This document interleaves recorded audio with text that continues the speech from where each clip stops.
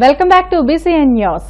40 ఏళ్ల తర్వాత పులివెందల్లో ప్రజాస్వామ్యం కనిపించిందని కమలాపురం ఎమ్మెల్యే పొత్త కృష్ణ చైతన్య రెడ్డి పేర్కొన్నారు. కడపలో ఆయన మీడియాతో మాట్లాడుతూ పులివెందల్లో 40 ఏళ్లుగా జగన్ కుటుంబం అరాచకాలు చేస్తూ గెలుస్తుందని, ఆ సంస్కృతికి ముఖ్యమంత్రి చంద్రబాబు కళ్లెం వేశారని అన్నారు. శాంతి భద్రతల విషయంలో ముఖ్యమంత్రి రాజీ పడరని, చంద్రబాబు మంత్రి లోకేష్ల అభివృద్ధిని చూసి ప్రజలు టీడీపీకి ఓటు వేశారని అన్నారు. ఈ ఎలక్షన్ జరగడం ఒక రకంగా ఆంధ్రప్రదేశ్ రాష్ట్ర ప్రజలకు ఒక మెసేజ్ లాంటిది. ఈ మధ్య కాలంలోనే రఫా డైలాగ్ అనేది చాలా బాగా వినిపించింది. నరుకుతాం ఇంకా చేస్తామని అంటే ప్రజలు బుద్ధి చెప్పిన తర్వాత కూడా రఫా నరకాలన్న ఆలోచనతో వైసీపీ ప్రభుత్వం ఉందని చెప్పేసి వాళ్ళ నాయకుడే డైరెక్ట్గా చెప్పడం జరిగింది. కానీ రఫా అనేది చాలా రకాలుగా చేయొచ్చు. రఫాగా ఇండస్ట్రీస్ తీసుకురావచ్చు, రఫాగా ఉద్యోగాలు ఇప్పించచ్చు, రఫాగా డెవలప్మెంట్ చేయొచ్చు అని కూటమి ప్రభుత్వం చూపించింది. అదే విధంగా పులివెందల ప్రజలు కూడా రఫాగా తెలుగుదేశంకి ఓట్లేసి రఫాగా గెలిపించారని చెప్పేసి మీ అందరికీ తెలియజేసుకుంటున్నాను. ఎక్కడ మంచితనంగా రఫా వాడాలో ఇక్కడ మళ్ళొక్కసారి మీరు గుర్తు చేసుకోవాలి. తెలుగుదేశం ప్రభుత్వం కూటమి ప్రభుత్వం మీద పూర్తి నమ్మకం ప్రజలకు ఉంది. దానికి నిదర్శనం ఈరోజు గెలుపు. ఆ గెలుపుని మున్ముందు కాలంలో, ఇంతకుముందు ఒక పత్రికా సోదరులు మమ్మల్ని అడిగారు, పులివెందల ఫార్ములా కుప్పం ఫార్ములాని ఇక్కడ మీరు ఇంప్లిమెంట్ చేశారా, వాళ్ళు చేసినట్లని. కుప్పం ఫార్ములాని వాళ్ళలాగా ఇంప్లిమెంట్ చేయలేదు.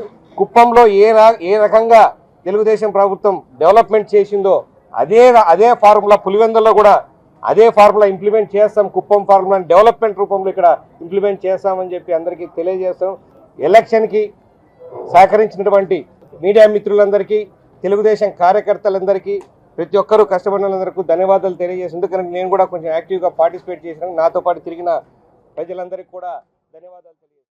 తిరుపతి జిల్లా గూడూరు పట్టణంలోని బజారు వీధిలో వెలిసి ఉన్న శ్రీ వాసవి కన్యకా పరమేశ్వరి అమ్మవారి దేవస్థానంలో శ్రావణ మాసం సందర్భంగా అమ్మవారికి విశేష అలంకరణ ఏర్పాటు చేశారు. అనంతరం ప్రత్యేక పూజలు నిర్వహించి మహిళలకు వడి బియ్యాన్ని అందజేశారు. భక్తులు వాసవి అమ్మవారి నామస్మరణ చేస్తూ పూజా కార్యక్రమాల్లో పాల్గొని తీర్థ ప్రసాదాలు స్వీకరించారు.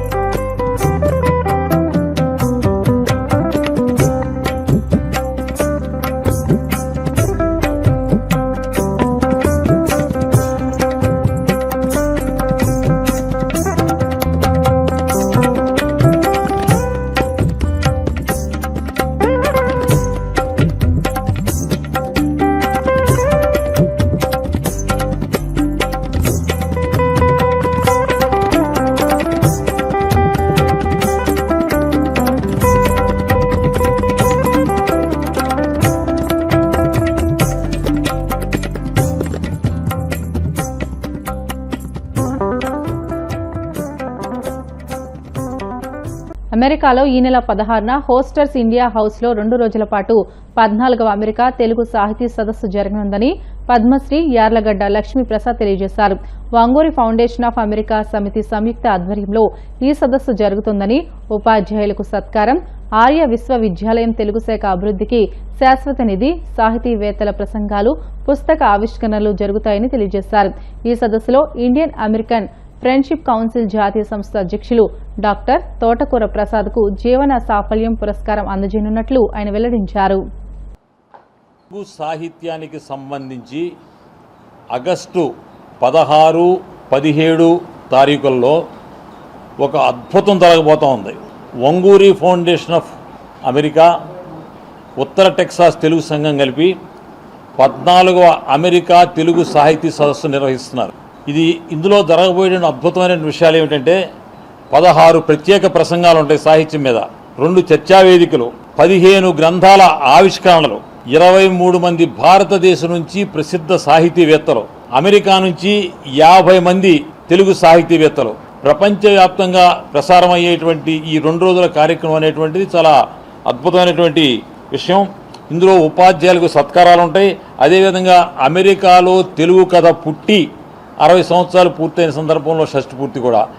ఈ మొత్తం కార్యక్రమానికి కర్త కర్మ క్రియ వంగూరి ఫౌండేషన్ ఆఫ్ ఉత్తర అమెరికా, అదేవిధంగా ఉత్తర టెక్సాస్ తెలుగు సంఘం. వంగూరి చిట్టెనరాజు ఒక మహాద్భుతమైనటువంటి వ్యక్తి. 14 సార్లు ఉత్తర అమెరికాలో సాహితీ సదస్సులు నిర్వహిస్తారు. ఇది 14వ సదస్సు. అదేవిధంగా ప్రపంచవ్యాప్తంగా India, Singapore, Australia, New Zealand, Qatar వివిధ దేశాల్లో కూడా ఈ తెలుగు సాహితీ సదస్సులు నిర్వహించారు. 23 మంది ప్రముఖులు భారతదేశం నుంచి పాల్గొన్నారు. ఒక సాహితీ సదస్సులో భారతదేశం నుంచి విదేశంలో జరిగేటువంటి ఒక సాహితీ సదస్సులో 23 మంది భారతీయ తెలుగు సాహిత్య ప్రముఖులు భారతదేశం నుంచి వెళ్ళి ఆ సభల్లో పాల్గొంటున్నారంటే ఆ సభల యొక్క విశిష్టత ఏంటో చూడండి. అదేవిధంగా అమెరికాలో ఉన్నటువంటి తెలుగు సాహితీవేత్తలు 50 మంది ప్రముఖ సాహితీవేత్తలు, వీరందరూ కూడా ఏ సాహితీ సభ జరిగినా ముఖ్య అతిథిగా పాల్గొనేటువంటి అర్హత కలిగినటువంటి ప్రముఖ సాహితీవేత్తలు 50 మంది అమెరికా దేశం మొత్తం నుంచి వస్తున్నారు. ఈ విధంగా ఉత్తర అమెరికాలో జరిగేటువంటి ఈ 14వ అమెరికా తెలుగు సాహితీ సదస్సు ప్రపంచవ్యాప్తంగా అందరూ కూడా వీక్షించవచ్చు. ఇది తెలుగు భాషా సాహిత్యాల చరిత్రలో ఒక అద్భుతమైనటువంటి చర్య. ఇది ఒక మైలురాయి. వంగూరి ఫౌండేషన్ ఆఫ్ ఉత్తర అమెరికా వంగూరి చిట్టెనరాజు గారిని నేను హృదయపూర్వకంగా అభినందిస్తున్నాను. ఈ వెబ్సైట్ ద్వారా జూమ్ ద్వారా ప్రసారమయ్యేటువంటి ఈ కార్యక్రమాన్ని ప్రపంచవ్యాప్తంగా అందరూ వీక్షించాలని కోరుతున్నాను. రేపు మధ్యాహ్నం బయలుదేరి నేను 15వ తారీఖు సాయంత్రానికి అమెరికా చేరుకుంటున్నాను. ఆ సభల్లో నేను కూడా పాల్గొంటున్నాను. పశ్చిమ మధ్య బంగాళాఖాతంలో కొనసాగుతున్న అల్పపీడనం దక్షిణ ఒడిశా, ఉత్తర కోస్తా మీదుగా కొనసాగుతుందని విశాఖ వాతావరణ శాఖ అధికారి తెలియజేశారు. దీనికి ఉపరితల ఆవర్తనం ద్రోణి పశ్చిమ వాయువ్య దిశగా కొనసాగుతుందని, రుతుపవనాలు ప్రారంభం, మరో అల్పపీడన ప్రభావం, 3 ద్రోణుల ప్రభావం కొనసాగుతుందని, దీని కారణంగా పలు ప్రాంతాల్లో 6 రోజుల పాటు వర్షాలు కురిసే అవకాశాలు ఉన్నాయని అంచనా వేశారు. కోస్తా జిల్లాల పరిధిలో ఉన్న ఓడరేవుల్లో 3వ ప్రమాద హెచ్చరికలు జారీ చేసినట్లు ఆయన తెలియజేశారు.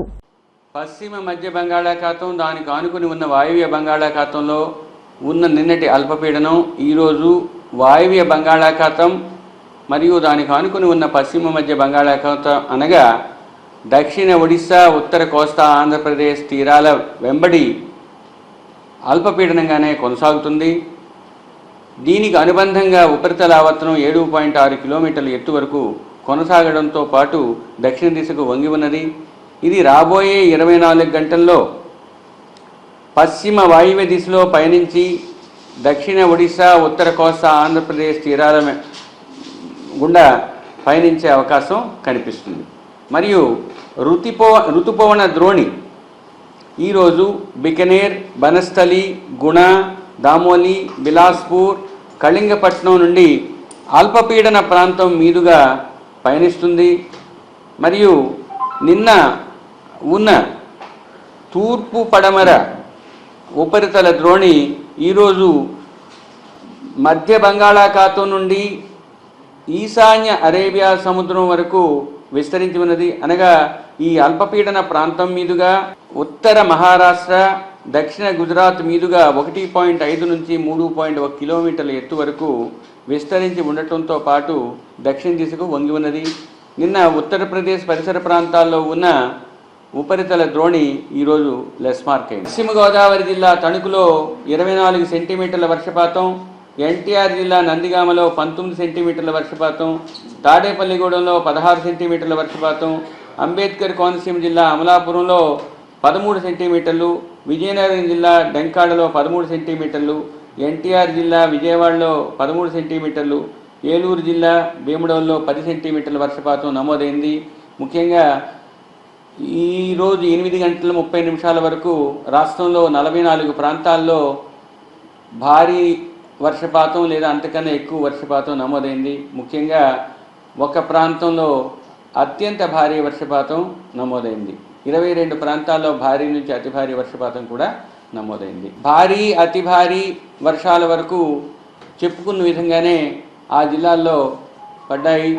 కాబట్టి రాబోయే 24 గంటల్లో పడే జిల్లాలు కొంచెం అప్రమత్తంగా 24 నుంచి 48 కూడా ఉన్న ఉత్తర కోస్తా జిల్లాల్లో కూడా భారీ వర్షపాతం సూచన ఉన్నందువల్ల తగిన జాగ్రత్తలు తీసుకోవాల్సిందిగా ఆయా విభాగాలకి తెలియజేయడం జరిగింది. వార్తలు ముగించే ముందు ముఖ్యాంశాలు మరొకసారి. 79వ స్వాతంత్ర దినోత్సవాన్ని పురస్కరించుకుని జాతిని ఉద్దేశించి ప్రసంగించిన రాష్ట్రపతి, భారత రక్షణ చరిత్రలో ఆపరేషన్ సింధూర్ ఒక మైలురాయిగా నిలుస్తుందని వ్యాఖ్య. దేశవ్యాప్తంగా ఘనంగా 79వ స్వాతంత్ర దినోత్సవ వేడుకలు, ఎర్రకోటపై జాతీయ పతాకాన్ని ఎగరవేసిన ప్రధాని మోదీ. 79వ స్వాతంత్ర దినోత్సవ వేడుకల్లో జాతీయ పతాక ఆవిష్కరణ చేసిన సీఎం చంద్రబాబు, కూటమి ప్రభుత్వంలో సంక్షేమం, అభివృద్ధి, సుపరిపాలనకు తిరుగులేదని స్పష్టం.